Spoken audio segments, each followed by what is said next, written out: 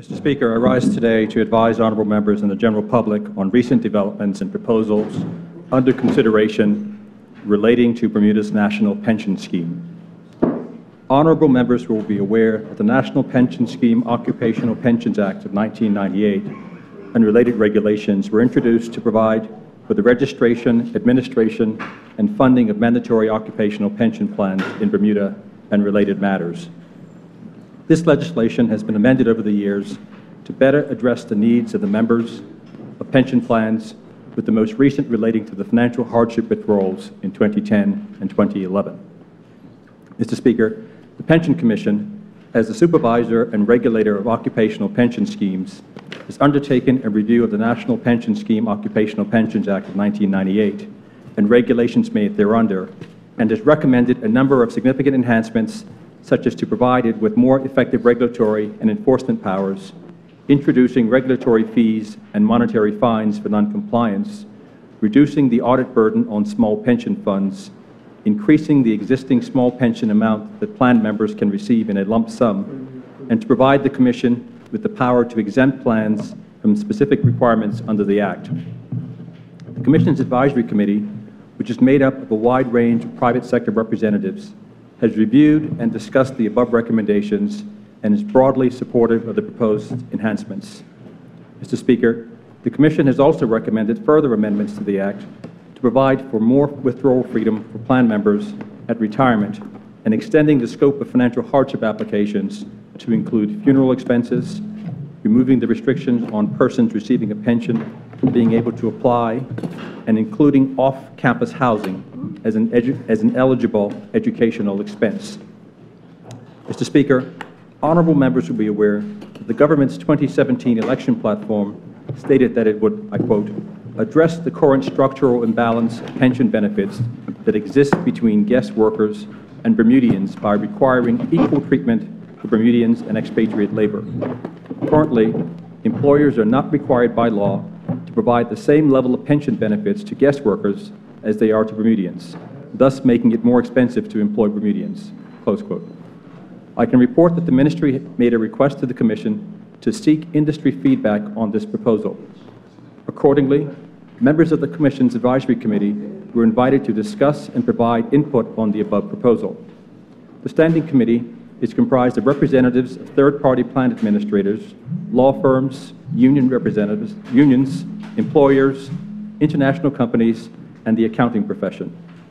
In addition, representatives of the Association of Bermuda International Companies, Hotel Employers of Bermuda, Restaurant Association, Construction Association of Bermuda, Landscaping Association, Bermuda Human Resources Association, and a former board member of the Human Rights Commission were invited to make representations on the implications of introducing the proposal on their respective industries or areas.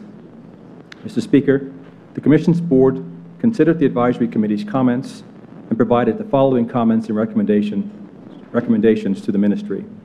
A, the Commission supports the international labor principle that pensions are good for all employees. B, the current legislation should be amended to require all non-Bermudians satisfying the eligibility requirement to be enrolled in a registered pension plan. C, exemptions should be provided for non-Bermudian work permit holders employed for a short term, that is 2 years and under. However, upon receiving a renewal of their work permit, they would be required to be enrolled. D, non-Bermudians leaving Bermuda permanently should be allowed to receive their accumulated pension balances as is currently in place. E, the current contribution rate, 5% for employers and 5% for employees, should be phased in for non-Bermudians, as was the original practice when the legislation was first introduced for Bermudians and their spouses. F, it could be argued that the current exemption is contrary to the Human Rights Act, as it appears to discriminate against non-Bermudians based upon their national origin.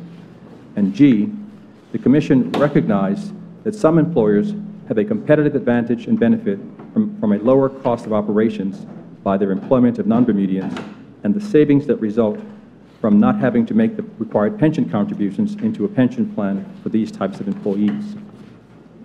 Mr. Speaker, The Ministry is generally in support of the Commission's comments and recommendations and proposes to amend the Act to give effect to these proposals along with those items mentioned previously.